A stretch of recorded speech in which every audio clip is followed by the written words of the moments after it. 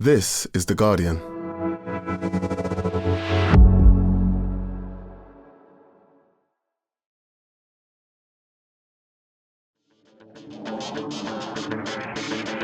Hello and welcome to The Guardian Football Weekly. So many goals, 43 in one night in the Champions League. Is that good? Goals are good, right? Or is that too many? Some of the games were pretty tight for a while, but some real floodgates energy across Europe once the first went in. See, Arsenal, the better side against Atleti, could have been behind when another wicked Declan Rice free kick begged to be headed home and Gabriel obliged. After that, good for Gyokores to score two terrible but confidence-building goals. Long throws might be back, but no one's hurling it as far as Nick Pope to set up Harvey Barnes. A good win for Newcastle over Jose's Benfica, while Man City win comfortably at Villarreal. Then PSG scores 7, bracket 7, Barca 6, bracket 6, perhaps PSV, bracket 6, bracket 6, close brackets. Hammering Napoli is the only vaguely surprising result of the night. And then 4 for Inter and Dortmund. I've ranked all the goals like a top 40 countdown. It's something to do. Kairat and Paphos let us down with a goalless draw, but how there were no goals in that game, nobody knows. Also, how bad are West Ham, comfortably beaten by Brentford? Dyche is confirmed at Forest. Roll finally rolls into Rangers. All that plus your questions,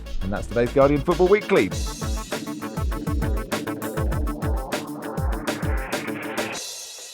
On the panel today, Barry Glendenning, hello. Hello, Max. Welcome, Archie Rhind-Tutt. Hello, Max. And from the Racing Post, Mark Langdon, hello. Hi, Max. So up to Joe saying the 43 goals scored across the 9 UEFA Champions League games last night was the second highest average, 4.8, on a single day in the competition, brackets minimum of 4 games, after this exact day 9 years ago, when there were 40 goals in 8 games on the 21st of October 2014. Spooky, they say. I have to take my hat off to you, Max. There was 43 goals last night. Even the scoreless draw was good. And you've managed to make it sound boring. Thank you. Well, it's not me. I'm really the messenger here, Barry. If anything, I thought my intro was quite entertaining, but, you know. Oh, no, the intro was great. That stat was dire. Mark, is that too many? Should we just revel in the fact there were so many?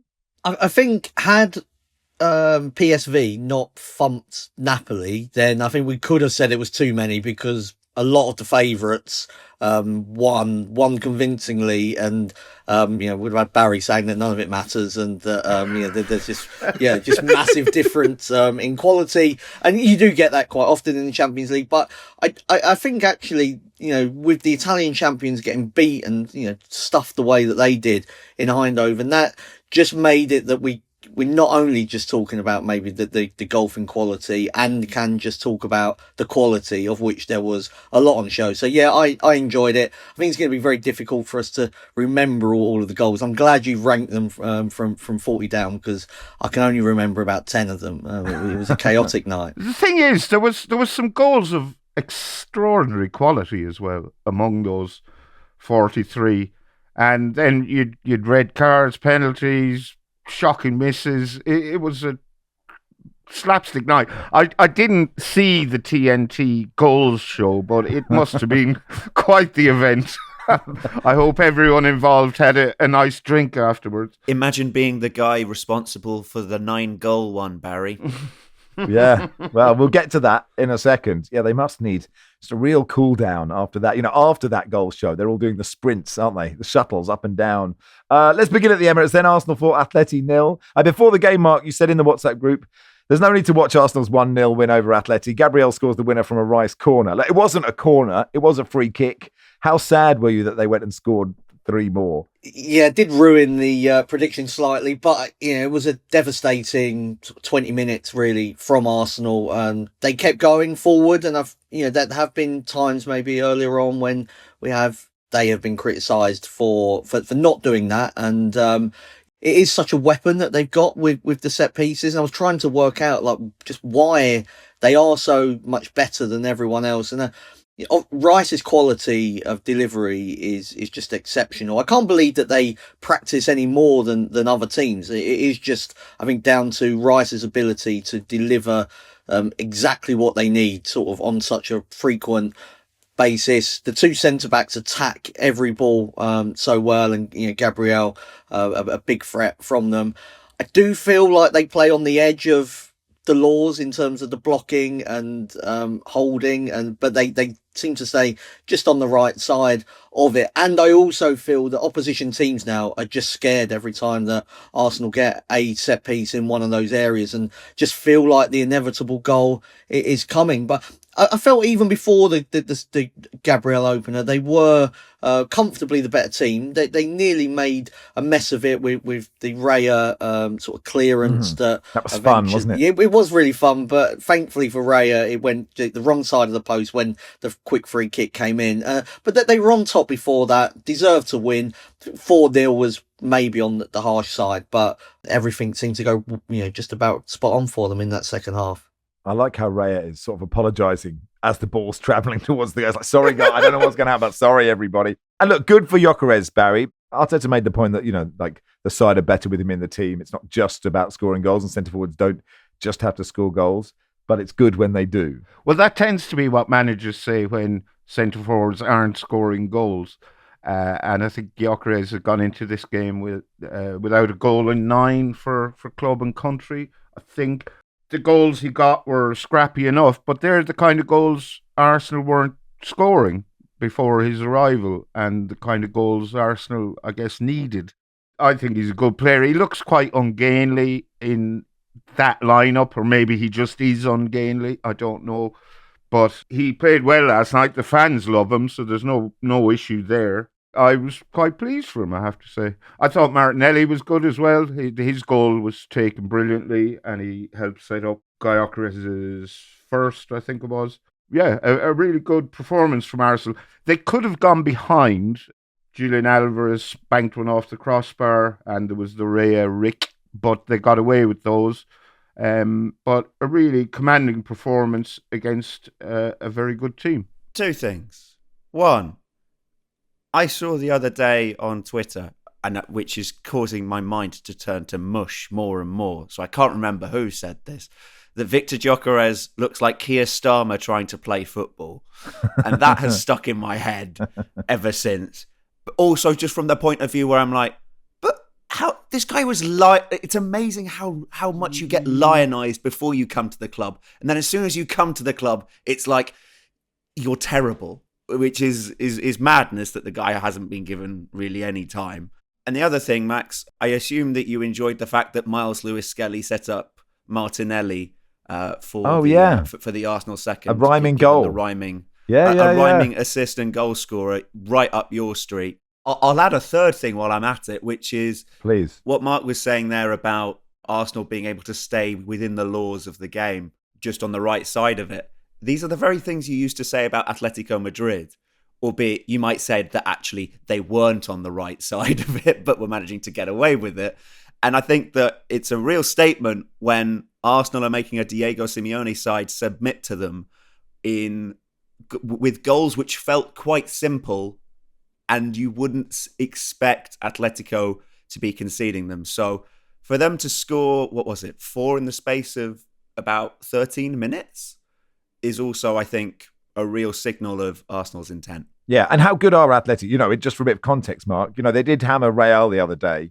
Is it a statement victory or not? Well, I think it is still a statement victory because, Atletico went to Anfield a few weeks ago, nearly got a draw. I felt that they were outplayed for large parts of that game, but they were very close to getting a draw. And you don't want to downplay a 4-0 win over a Simeone side, but I would say that this Atletico team hasn't been performing that well this season, and probably for much of last season as well. They've had 2 outstanding results, one against Eintracht Frankfurt in the Champions League when they won 5-1 and they beat Real Madrid 5-2. But I think both of those teams are flawed defensively, and they were home games. This was away against a team that is definitely not flawed defensively. And just on Gyokores, you sort of used to have a go at strikers, didn't you, when you said that their second touch was a tackle. But Gyokores' first goal was a tackle. So it is proof that you can score like that. But I don't want to sort of take anything away from Arsenal, because 4-0 is a fantastic result. But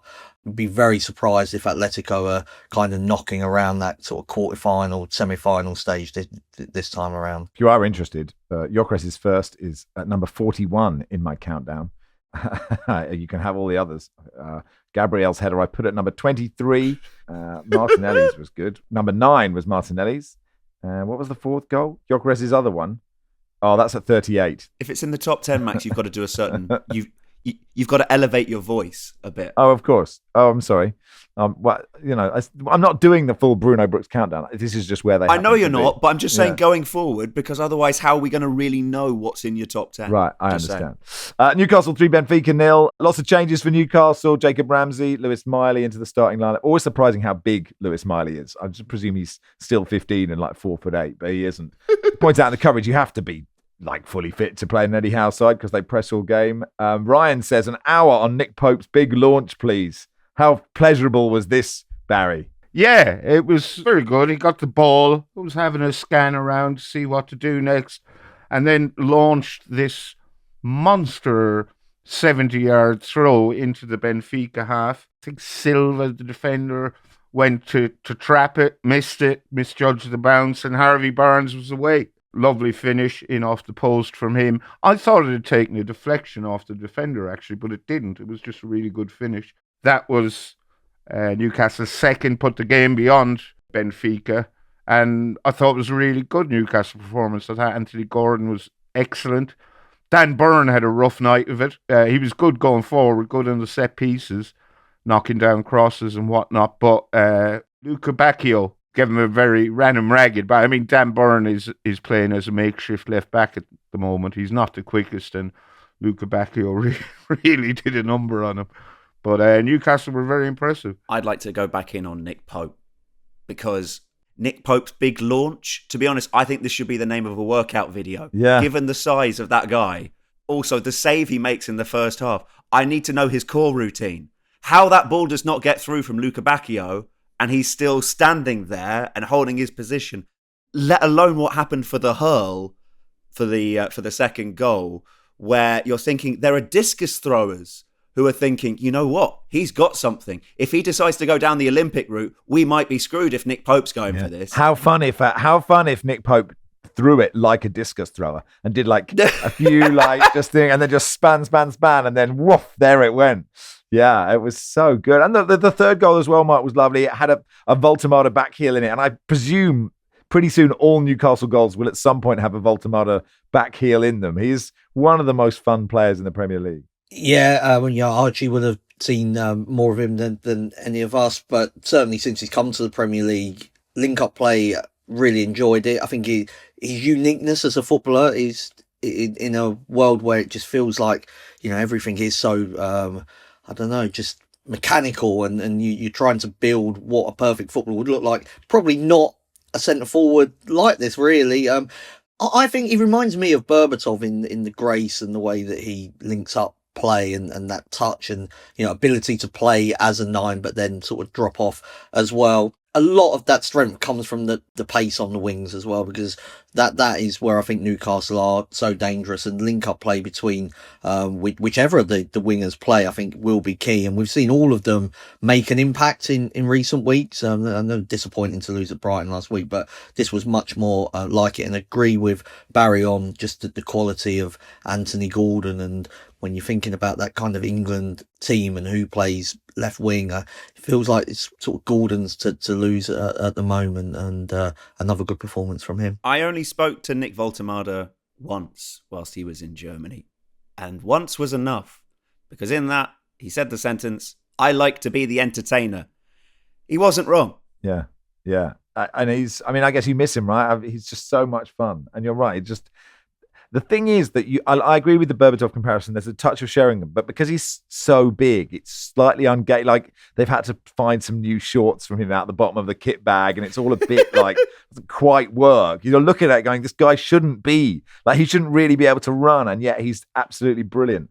So yeah, I'm a big fan. Man City won 2-0 at Villarreal. Terrible camera angle on this game. Villarreal had not lost at home since March, and it's a first Champions League away win for City since October last year. It was not a fascinating game, Barry. It was pretty simple. They took a lead, didn't really let Villarreal do anything until very late on. And I wonder if the more interesting question is about whether have they clicked? Are they starting to click? We all wrote them off after very early poor start, but now it's unbeaten in 9, 7 wins out of those 9. I think Savino was brilliant for City last night. Haaland got his goal, but again missed several chances, was foiled on a number of occasions by the Luis Jr., the Villarreal goalkeeper. City were 2-0 up and had the game won. My only concern would be they let Villarreal back in the game. They had quite a few good chances. Nicola Pepe missed a few. Juan Foyth, formerly of Spurs, I think, is he? Yep. He had a shot that fizzed narrowly wide. So Pep was probably not happy with that, but otherwise a pretty straightforward day at the office for City. But Savino, he's never made a huge impression on me in his time at City so far, but I was really impressed with him last night. Yeah, I was watching lots of highlights when it looked like he might be going to Spurs for absolute buckets of money and trying to, convince myself from YouTube that he was, the next Ronaldinho. But yeah, he had a very good game. Archie? Just on Haaland's latest goal, Juan Foyth gave him a little push in his face just as he's about to make his run into the box. And I'm thinking, don't anger him. That's the worst thing you could be doing. And you see it when Haaland scores, he spins around and screams at Foyth on the floor. And it just kind of gets you thinking, there is, of course, no right way to mark Erling Haaland. But I'm just wondering what the mind games that you would play, Max, with him, were you to be in such a situation. What, marking Haaland? I mean, yeah. Generally be quite disappointed. It feels, if we're being honest, Archie, despite, the fact that I'm still lacing up the Puma Kings, it feels a hypothetical question. I think the answer, Max, is to point at your centre-back partner and pass him on.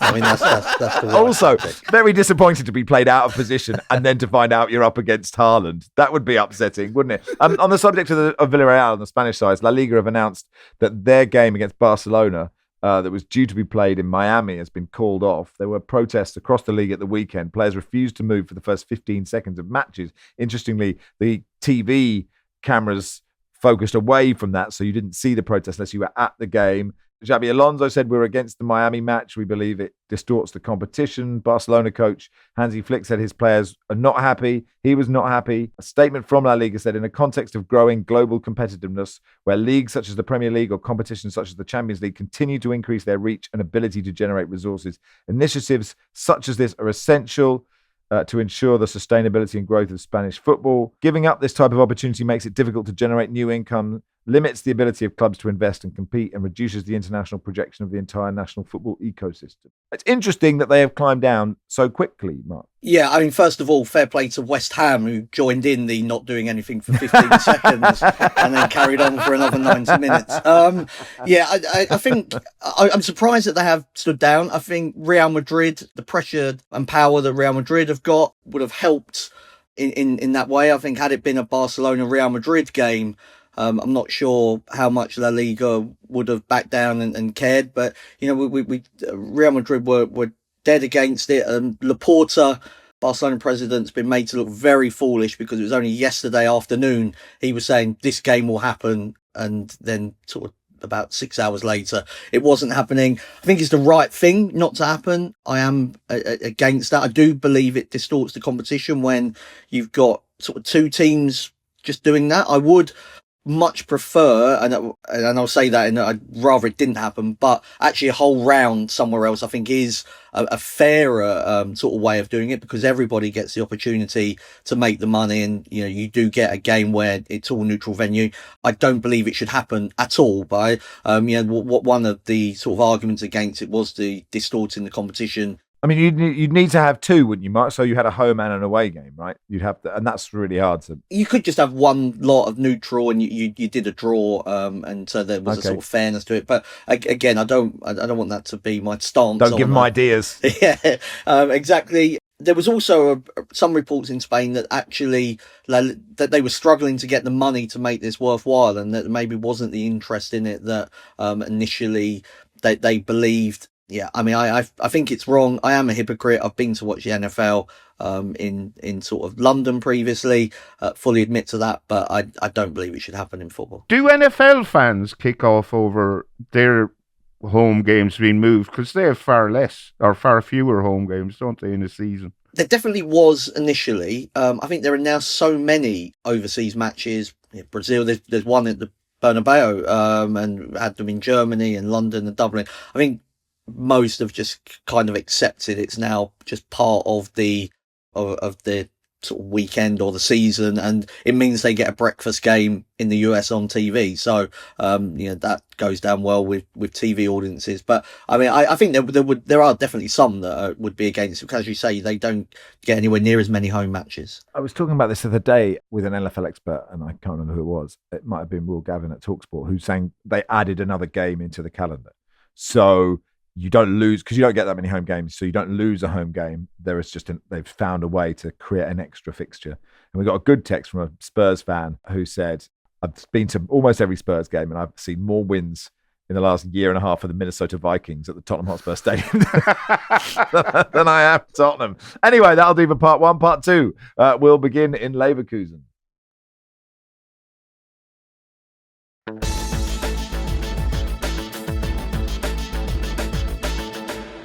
Welcome to part two of the Guardian Football Weekly. If you're interested, fourth was the Nick Pope throw to Harvey Barnes in the top 40 of all the goals of last night.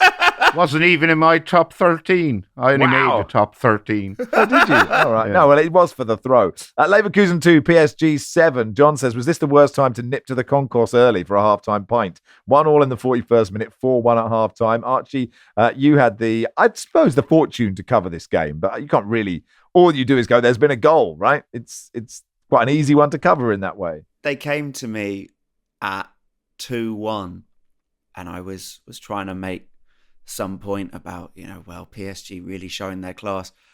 And the thing is, because the speed at which the goals started to go in then, all I could say when the ball went in was, and another one. And I was like, I've gone full partridge. Yeah. Oh, no, this is not good. PSG... I could have 3 stabs at starting this and I'll still get it wrong. It was mad. It was beautifully mad. The fact that in the first half alone, we had 5 goals, 2 penalties, 2 red cards, both stupid in their own way.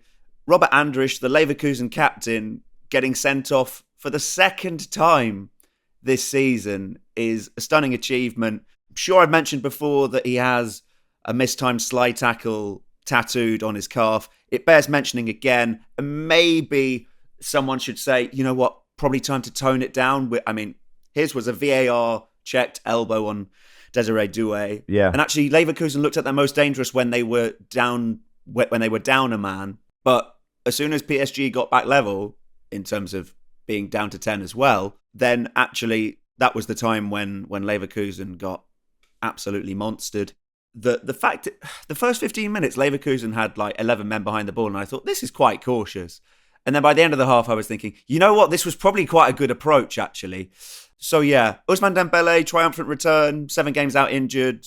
First time he's played since winning the Ballon d'Or, scoring 3 minutes after coming off the bench. In your top 40 goals, yeah, I would expect that the goal of the night, by Alish Garcia of Leverkusen, one bit of solace. Yeah. That's got to be in the top 3 at least. It's number 3. Ooh! And it's a number 3. It's a great goal. It had a real, sod it, I'll see what to do. I was just, nothing, doesn't matter. I'll just absolutely whack it. But yeah, there were 3 standout goals, and I put it at 3. I don't know where, Barry, you have it. Well, there was 3 outstanding strikes in this game. Kvaratskhelia shot to make it 3-1 was a bit special. I think it went in off 2 posts. Yeah, both posts and bar. Garcia's, as Archie has mentioned, was probably the pick of them. Well, it was the pick of them. And Vitina's to make it 7-2 was a good strike of a ball into the bottom corner as well. And add in the red cards, missed penalty. What a game. Yeah. I mean, actually, I have Doué's second at number 8 in my thing, and Kvaratskhelia is only at number 15. Perhaps I wasn't concentrating as much as I should have been. I mean, I suppose I have a Leverkusen question, which is interesting. We talk about PSG a lot. We don't talk about Leverkusen that much. And their sort of descent from Alonso to Ten Hag to now, sort of how are things? Descent is only really correct after last night, because despite the fact they shipped 7, they had been unbeaten in 7 under Kasper Hjulmand. Yeah, no, that's true. Yeah. Since he came in, he's pitched himself as not being too shouty and somebody who has their own way of doing things. And look, he does have a lot of young players. They made 17 new signings in the summer, which is a lot. They had to have a big turnover, such was the exodus of players after Xabi Alonso left the club. They faced Bayern Munich away from home in 10 days or so. That, I think, is going to be a really interesting test of how they analyze this PSG game and go, right, what's the best approach? But look, they do have some absolutely stunning young signings that they've made. Christian Cafana, 19, looks an excellent prospect. Claudio Echeverri as well, also a teenager who started last night, was very lively. But yeah, as Kasper Hjulmand said, following last night's result, he said that there's certain naivety that they showed, and they're going to need to mop that up. Mark, PSV, the saviours of football last night. Remarkable game. First time Conte team has conceded 6. He's got a poor record in the Champions League, and clearly not got any better after last night. I think there was a moment sort of early in the second half when it was 2-1, when I felt like Napoli were getting back into it and like, they'll score and then probably go on to win. But they lost complete control of the game. You don't expect that of a Antonio Conte team. Some of the goals were brilliant. Sabari's one, and then I don't know where you've got the Dennis Mann double as well in there. There was quite a few outstanding finishes, and so that kind of, from Conte's point of view, you might look at that and think that some of them goals are just brilliant finishes. But there was also some really poor performances from Napoli. I will focus on Napoli rather than PSV's brilliance, because some questions now as to, we spoke a couple of weeks ago about De Bruyne and how good he'd been and he was setting up goals. When it goes badly, there are people saying, well, can we afford to have De Bruyne in this team, because the formation has changed slightly. You can't really play with 2 wingers and De Bruyne and also a centre forward. They did have a training match where they tried to play De Bruyne as a false 9, but then decided against that. The one who did play up front, Luca, got sent off for dissent. He was rowing over yes, the award of a goal kick, pointing his head. Corner. Was he going, "You're thick, ref," or something like that? I'm not sure. I think it must have. It must have been a "you're thick." Did you see after that when the referee pulled out the red card, he went, "No, I was saying I was hit on the head." I was like, yeah. But they've got injuries. They've got injuries at the moment. Napoli. Lobotka makes a big difference to them in midfield. He's out. Højlund and also Lukaku are out, which is why Luka was playing in the first place. But they were destroyed in that sort of last 30 minutes by PSV, and I did not know that they had that in them. And Peter Bosz probably would have been expecting to be. He's been on the wrong end of some 6-2s and various other chaotic scores in his sort of managerial career. So it'll be quite sweet for him to get one over, one of what's seen as, the world's best coaches. You didn't mention the goal of the night, I don't think, amidst all that, which was Druosh. Yeah, Druosh, sorry. Oh, that was the last one, wasn't it? Yeah. That's at number 2 in my countdown. It was a brilliant move and a brilliant finish. And I have that at 2, Barry. Yeah, absolute rocket. It was glorious. Is that 2 for you as well, or did it? I'll be honest. I got to the stage where I just started writing down goals. I don't have them in any particular order. Fair enough. Scott McTominay, obviously, I don't think we mentioned that. He got 2 in this game, 2 good headers. Mm. But I gave Copenhagen player 1. It wasn't a particularly good goal, but he's only 17 and his team were being well beaten, but it made him the 3rd youngest goal scorer in Champions League history. Yeah, I'll when we get to Copenhagen, I'll look at my chart. Barcelona 6, Olympiacos 1. Jim says it's been a bad couple of weeks for Marinakis, hasn't it, Barry? Yeah, again, it's lots of great goals. Fermin Lopez scored a really good hat-trick. Marcus Rashford's, both of his goals were brilliantly taken. I mean, Olympiacos had a man sent off, and it is, Archie, an absolute outrage, isn't it? And the fact that VAR can't intervene on a bullshit second yellow is a ridiculous law. You've said it. I cannot I've said it. fathom how it's the sort of decision which makes you think, no, the player who's gone down like that, there needs to be an ability for retrospective action from the referee 100%. to analyse how bad their fall is. And yeah, Mark Casado, let's shame him. The Oscar goes to, because it's outrageous. I feel so sorry for Heze, the Olympiacos player who gets sent off there. And I mean, look, it was 2-1 at the time. Would Olympiacos have gone on to do anything? Who knows? But still, that's one moment in time that they're not getting back. And I enjoy shithousery, but there's a line. And it goes the other way of it for me. I think it's cheating, isn't it? So you're right. Where is the line from shithousery to cheating? And maybe it's who does it and your unconscious biases or whatever. But I totally agree with you. It was bullshit. That wasn't the only contentious decision in this game, though, because before that, Barcelona went 2-0 up. Olympiacos scored to make it 2-1, but their goal was ruled out and they were given a penalty instead, much to their bewilderment. We've a lot to cover, so I'm not going to dig into the nitty-gritty of it, but it looks like it was actually the right decision. Okay. But they eventually scored the penalty, so it didn't matter. But if they had missed that penalty, they've had a goal ruled out, been given a penalty, which they might have missed, but they didn't. They scored it. And as far as I can tell, it was actually the right decision and a brilliant bit of VARing. Okay, well done, VAR. To Copenhagen, Copenhagen 2, Dortmund 4, and it's from this game that we have number one. Ding, ding, ding, ding, ding. Felix Metscher, that he dummies the ball. It's a sort of drag back, but he doesn't really touch it, and then just absolutely poise this thing into the roof of the net, Archie. I loved it. Sometimes I miss home because someone will say a word that I've not heard anyone say in a long time, and hoy in that context is precisely that. I think it's just seeing the force with which the ball comes back off the net. There is such aesthetically, the way that, God, I sound like such a nerd.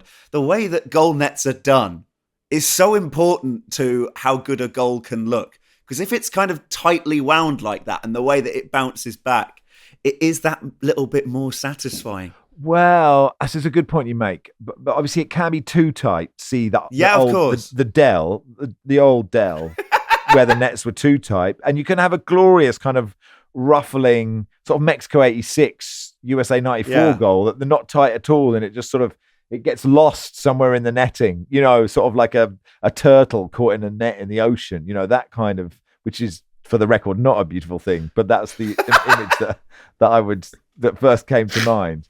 But yeah, it's some here. Who is? Tell us, for people who don't know, who is this guy? I know he's been about a while, and does he do that a lot? So he's been doing it more, and he had a difficult start to his time at Dortmund. Some issues off the pitch regarding things that he'd posted on his Instagram. He has shown with his footballing ability that he can go far, which wasn't always, I think, the case. When you are the player who follows Jude Bellingham in that kind of position, it's not going to be easy to mark yourself out as a great player. And I think slowly he's doing that more and more. The thing for Dortmund is they were beaten 2-1 at the weekend at Bayern Munich. Nemetcha missed a big chance in that, actually, with the game at 1-0. So, look, this team is moving surprisingly in the right direction under Niko Kovac. That wasn't to be taken for granted. Mark Bellingham might not necessarily say that is the case for Joe Bellingham right now, particularly because at the weekend, Joe Bellingham, it felt like an own goal that was scored. Such was the way that Michael Elise slid in to block his clearance on the line. But yeah, Felix Metscher, he's the player in the Dortmund midfield who has the ability to get the ball and drive with it and conjure a little bit of magic, as we saw in Copenhagen last night. Barry, was this the night when you found out Fabio Silva was playing for Borussia Dortmund? It was indeed, Max, yes. yes, me too. Inter won 4-0 at Union Saint-Gilloise. It wasn't, it was one of those games where it was quite tight, Mark, and actually USG had quite a lot of pressure until Inter ran away with it.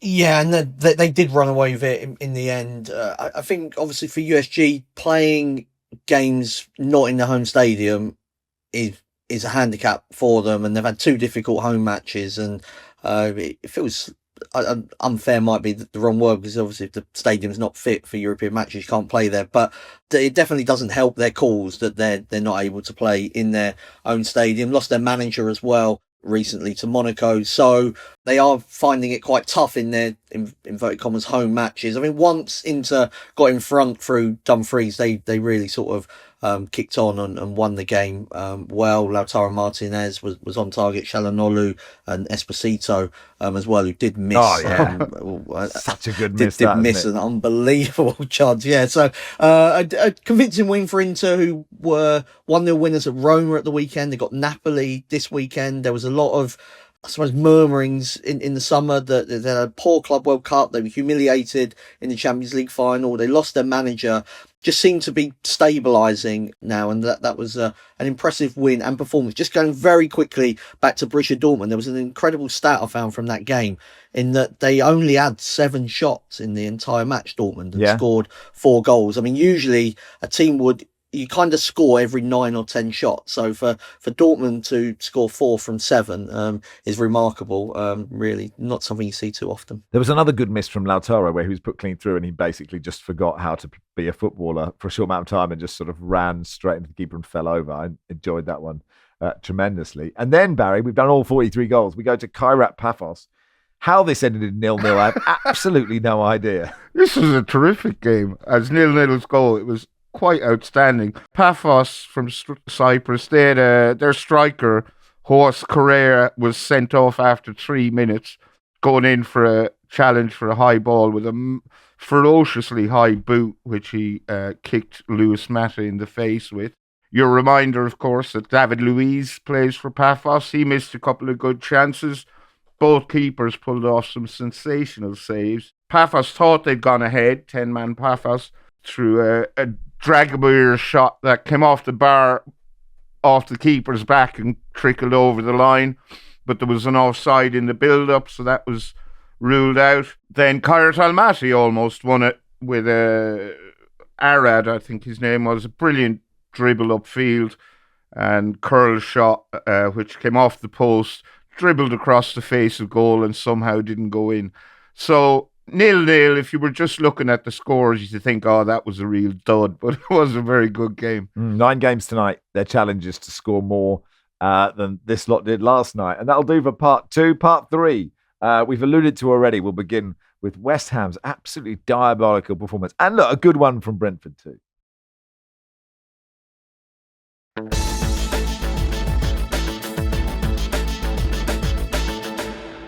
Welcome to part 3 of the Guardian Football Weekly.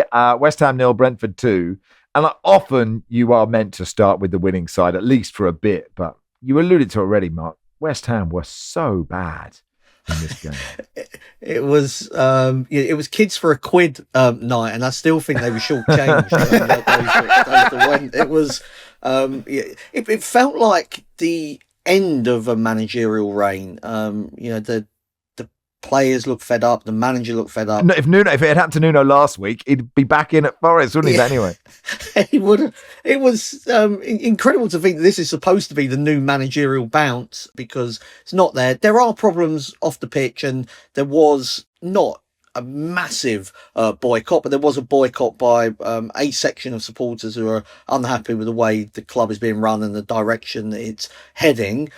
But on the pitch, it could and probably should have been 4 or 5 at half time, and West Ham didn't get any better in the second half. So many gaps just all over the pitch. The defence seemed to be about 30 yards away from the midfield. And there was one stage in the second half when Jordan Henderson got one of those really sort of dodgy passes from the goalkeeper, which is straight into you, and he was just able to just flick it over whichever West Ham player was just lumbering around. And there was another bit, I don't know if you remember it, Max, but 3 players went to take a throw in when they were supposed they're chasing the game the last 10 minutes. Somebody picked it up, they passed it, someone else. It was like they were running down the clock. They had no idea how to attack. Infuriate the fans so much, that isn't it? It was an abysmal performance.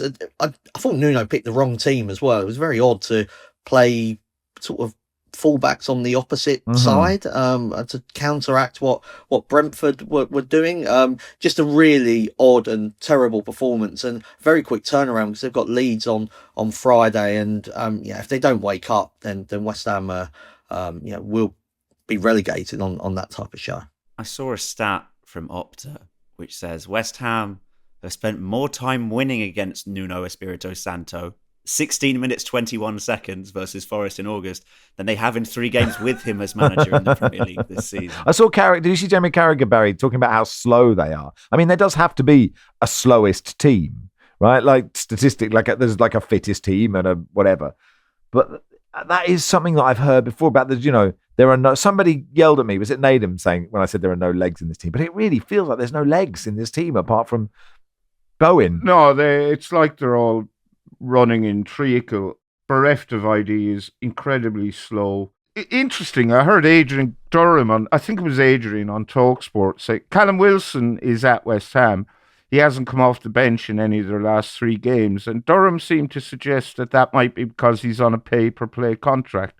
So if he comes off the bench, it's going to cost them money. If that's the case, that is diabolical. Well, it's odd. It's odd to have him. Yeah, it's odd to make that deal, then, isn't it? Yeah, I mean, it didn't look like a great move anyway, but if you're going to bring him in, you might as well, and you're chasing a game, you might as well chuck him on. But a lot of problems there. Brentford had, I think, 22 shots. The scoreline of 2-0 massively flatters West Ham. I mean, Brentford pulverised them. And I'm delighted to see Keith Andrews doing pretty well at Brentford. Yeah. And do you have any thoughts on Brentford, Mark? Because a lot of us sort of decided, well, they would struggle. They lost a lot of players. They lost their manager. But, they're going along okay. Yeah, I was more worried about the manager than the players because I feel like Brentford, they know where they are, I think, and they had a long time to prepare for the departures of those players. And Thiago was coming back, and I think Sharda is somebody that's really sort of grown into becoming a Premier League threat on the other side, just like, they had with Mbremo on the right. Yarmouk in midfield, very good player. So I was never... it was more about the manager. I wasn't sure that Keith Andrews was up to it at all. I think he, so far, he has done a very good job. Coyote as the right back, he's a threat down there, and he's also got the long throw. And yeah, they don't look like they'll be in any kind of relegation trouble, which I think is where I sort of had them just about. I probably thought they'd finish about 17th and just have enough to survive, but they look sort of better than that, and then provide a tricky test for Liverpool at the weekend. Producer Joel writing, the TV coverage of a West Ham game increasingly just focuses on the number of fans leaving the stadium and not the actual match. It's just stick a live stream of the turnstiles on the red button. And I mean, Monday was a really manky night in London. It was wet and cold and horrible. And if you were a West Ham fan trudging out to that Grimo Dome to watch that, oh God! Is there any other way to get to the Olympic Stadium than to trudge? It's a long old walk, and the traffic in East London and sort of Essex was horrendous due to a vehicle fire on Monday as well. So, like, you would have had to work hard to get to the game, and then to turn up and watch that. It's funny if you don't support West Ham, I suppose. Sure. I spoke to Stan Delaney on the radio, broadcaster and West Ham fan, about the protest and all the issues there are that the fans have with the current ownership. And there is a really long list of quite serious things, and it all does go back to what they were promised when they left Upton Park, and how none of them wanted to leave Upton Park really, but they said, look, we will make this a real football stadium, and it will make so much money, and the money it makes will translate into a really good football team. And what they have is a stadium that is really not good to watch football in, and certainly not a good football team on that pitch that they're watching the game from. And so they do have some legitimate concerns, but I think there are fan groups that say we want to build a new stadium, and you sort of think, well, this is, the amount of money that costs. You can understand why they did take the London Stadium. Why not, right? Getting a stadium for next to nothing, but it just hasn't worked, Mark. No. It's never going to be a football stadium. Its location isn't perfect. So you just said you sort of got to trudge through the shopping centre if you go via the most popular route. Like, I did. If you look at the centre backs, though, they spent enough on to Debo and Kilman to not be embarrassed like that. I would have said, but the money has been spent terribly, and now it feels like they've run out. And it would be, I think, in the interests really of Sullivan and the rest of those in charge at West Ham to try to look for somebody that wants to take the club on and try to get them further up the league. Because it feels to me like they're just looking, if we finish 17th, that's fine. We'll take the Premier League sort of handouts and no ambition. But I think most teams would expect more. And as you say, Max, there were a lot of empty promises about moving to the new stadium, just haven't been delivered. Yeah, just on new stadiums, Mark, as a Tottenham season ticket holder, there's a lot of chat this week about how it's just too nice for teams to come and play football, and it is definitely a football ground, right? And I've been a few times, and it's like amazing. But I don't know do you get that sense? I don't think it's too nice. I think it's too expensive for a lot of kind of, I suppose, supporters, the hardcore supporters to go, and the stadium is just full of tourists. And I'm going to be a hypocrite. I'm a football tourist. I go and watch sort of, Barcelona, Real Madrid, PSG, Dortmund, all the kind of big teams. But the stadium is there with a lot of people that are just watching a Premier League game rather than supporting Tottenham. They're just there for the occasion. I remember one match last season, Tottenham were getting beat by Ipswich, crowd in the South Stand are going absolutely bonkers around me, and then a couple just turned to me and I said, "Can you take a picture of us?" There was about 10 minutes left, and I did, and I didn't want to moan at them, but that really is the type of supporter that is at the stadium at the moment. And the atmosphere against Villa was dead, non-existent. And I think there are a lot of teams in London. I don't know if it's the same outside of London, but certainly at West Ham, you do get a lot of supporters that are just there, and supporters in sort of loose term, because they're just there to watch a game of football, and that doesn't really help the atmosphere. I don't know if it's the same at Fulham, but it certainly is in a few of the London stadiums. And people are coming to London and they're doing maybe 2 or 3 games in like a week period, but it doesn't help the actual overall atmosphere. Well, hopefully, for their sake, hope they didn't pick West Ham on Monday night. Anyway, Barry. No, just Nicholas Fulkrug didn't play in that West Ham Brentford game, but if he had, I'd say the scramble to interview him after the game would have been something else after his existential angst. I can't remember what game it was last season, where he basically just threw everyone at West Ham under the bus with this plaintive howl of what am I doing here at this bin fire of a club. Sean Dyche, Nottingham Forest third manager of this season, been appointed yesterday, signed a deal until the summer of 2027. They're 18th in the league, 1 win in 8.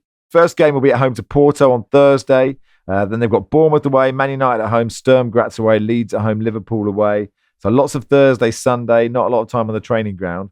Although, presumably, Barry, Sean Dyche can go, just do what you're doing before Ange got here, lads, would be the first thing to say. Probably. I'll be interested to see how he gets on. He'll probably do what Sean Dyche does and keep them up. But this is the first club he's managed at where he has, I think it is anyway, where he is, if he does quite well, he will be given loads of money to spend. And I think he probably has a better class of player available to him here than he had at Everton or at Burnley. So it sort of smacks as he's just a holding manager to stabilise things. It's sort of polyfiller, is what you're saying. Yeah, until someone more exotic comes along and twerks in front of Evangelos Marinakis. Well, actually, interestingly, Archie, a lot of people saying Marco Silva, and Sean Dyche said, I want another year. And I don't know whether Marinakis is factored in. Dyche does okay, but not brilliantly, and they pay him off and they get Silva, who's out of contract at the end of this season, is a lot of people are suggesting. If I'm Marco Silva, as much as I would want more money to work with than I've been given at Fulham, I would also be thinking, wait, I'm going to go work for that guy? But he has before for Olympiacos, hasn't he? That's the point. He's done it before. Yeah.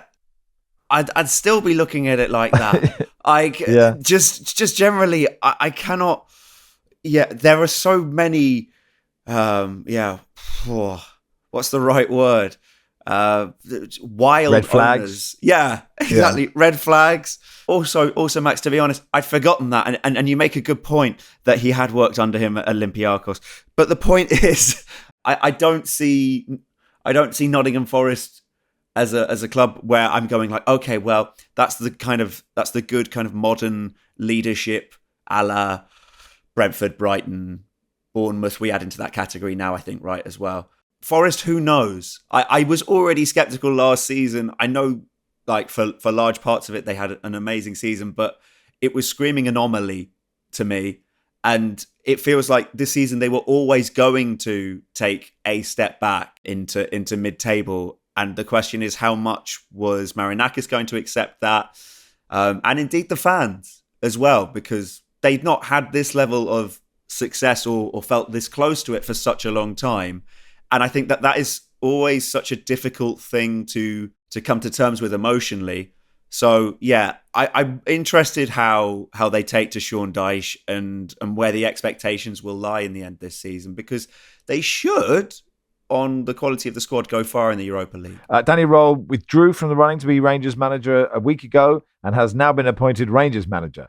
Not the smoothest process, Barry, and only one of the previous 7 Rangers managers lasted 100 games. That's Steven Gerrard. So, be interesting to see what happens. It will. I said at the start of the season that I thought Hearts might split Celtic and Rangers, and it looks like I might have got that wrong, because it looks like Hearts might win the league, because Celtic are having a very bad season by their standards, which has been completely overshadowed by the absolute car crash of a season Rangers have had so far. Their recruitment of Russell Martin was a terrible idea that fans were against from the start. Their recruitment drive to replace him has been little short of embarrassing. They've been turned down by Steven Gerrard, then they were turned down by Danny Roll, then they were turned down by Kevin Muscat, and now Danny Roll has taken the job. Their recruitment of players during the summer was similarly terrible, paying quite large sums by Scottish Premiership standards for very mediocre players who can't get in the team or have, in some cases, been shipped out on loan. So Danny, I suspect, will have his work cut out for him. But at least he will be a more popular appointment than Russell Martin. You do wonder what Danny...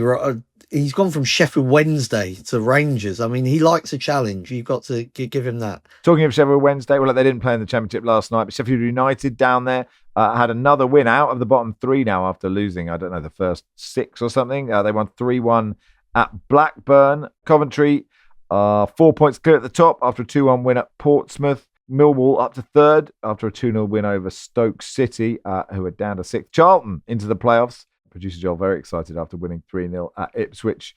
And a good win for Birmingham, who haven't started the season brilliantly. They're in 12th. They won 1-0 at Preston. Well done to everyone else who played, and I didn't mention them. Just Hull, who beat Leicester 2-1. So, yeah, more disappointment for Leicester. Chris says, hi, Max and Barry. I'd like to thank Barry for inspiring me to run my first full marathon in Dublin next Sunday. I said to myself that if Barry can run a half marathon, then I can surely run a full one, being a relatively fit hurdler. Your pod on Thursday, the 16th, will be the last one I listen to before next Sunday, as I want to save 2 to 3 up to listen to. I'll also use your pod to estimate my times on my training runs. As they're generally between 50 and 60 minutes. So I'm hoping 3 pods and a bit will do it. I mean, that's a quick marathon. Especially because you've been inspired by Barry. He only said he was going to do it a couple of weeks ago. And you're running it next Sunday. Well, I kind of... Oh, that's true. Well, it was last April I said I'd do it. It was only last week I decided to start training for it.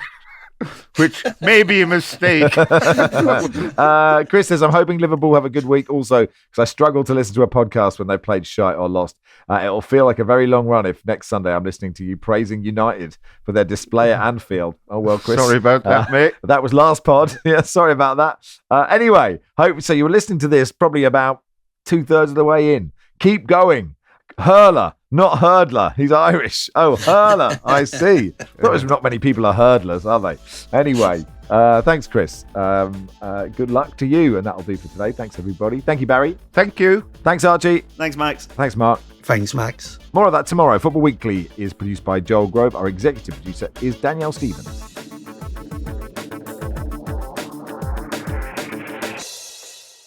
This is The Guardian.